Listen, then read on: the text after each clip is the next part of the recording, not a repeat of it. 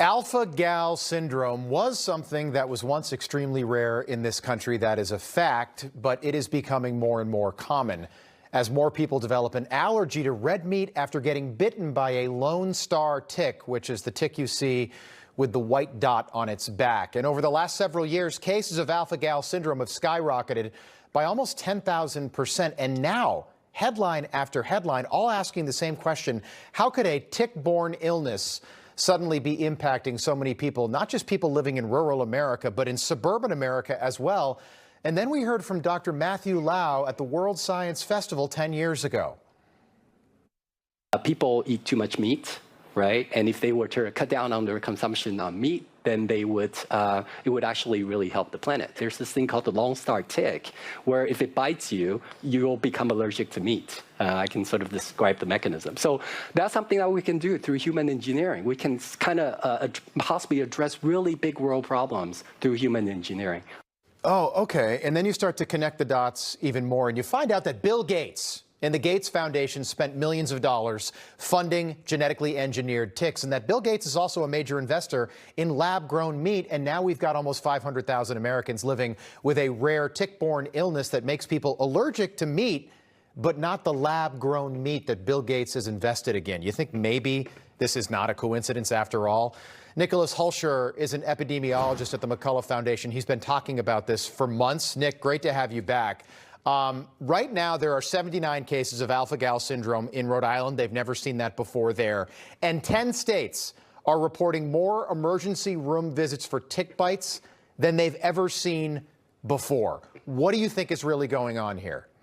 Yeah, there's a major tick problem going on, and it appears nobody's talking about it. None of the large news outlets. This is very serious. We have to remember, a new study came out a few months ago, and they literally found alpha-Gal syndrome, the incidence of alpha-Gal syndrome, the allergy to red meat from the Lone Star ticks, skyrocketed up 10,000% in just 10 years. And then we look to 2021 to 2024, it jumped up another 300%, another sharp increase. So something's going on. Something is driving these ticks. Is that the left is blaming it on climate change? I know you're an epidemiologist, but is that normal with an illness that's been around for a long time, like alpha-Gal, to just suddenly be everywhere at the same time?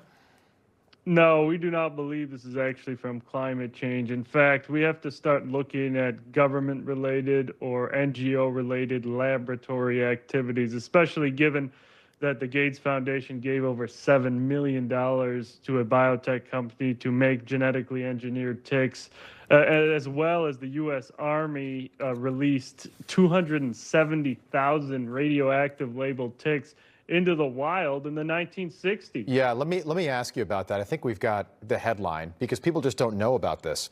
278,000 radioactively labeled ticks in Virginia, in Montana, including Lone Star ticks. And they wanted to do this to see how fast they could spread disease. So do you think there's a connection? Maybe they're doing this again. It's very possible. We know they did it in the past. We know that these NGOs, Gates Foundation, are funding sorts of activities. And lastly, we have seen a peer-reviewed paper published in the journal Bioethics. Professors from Western Michigan University, they lay out that they say it's morally required to intentionally genetically engineer Lone Star ticks to spread alpha-Gal syndrome as a form of moral bioenhancement to stop people from eating meat. You can't make this up. So bioethics is now masquerading, or actually bioterrorism is masquerading as bioethics now. We have the study, by the way, this Michigan, Western Michigan paper that was published. It's bioterrorism. And then you add the Bill Gates element to this. When I first became aware that this was happening, I thought the CDC should maybe investigate. Nick, now I think it should be the FBI. What needs to happen next here? Yeah, we need serious investigations, all hands on deck. CDC, we got to find out exactly what's driving the increase. And FBI, they got to figure out if there are any illegal bioterror-related activities resulting in this 10,000% rise in alpha-Gal. We can't let this go on. We got to Yeah. stop it, and we got to find out why. Just quickly, do you think it's a coincidence that cases of Lyme disease are now setting records in states, and Pfizer, all of a sudden, what do you know, they've got this new Lyme disease vaccine? It may not be a coincidence. It may not be a coincidence because we just look at COVID. We just look at COVID, what they were doing before the laboratory, the lab leak, and then they made billions of dollars. So, Yeah. you know, would not surprise me.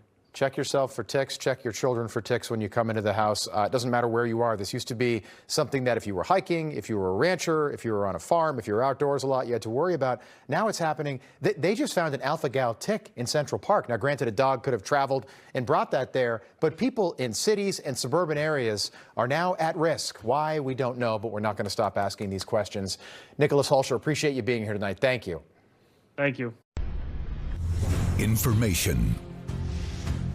Truth is freedom. Is Newsmax.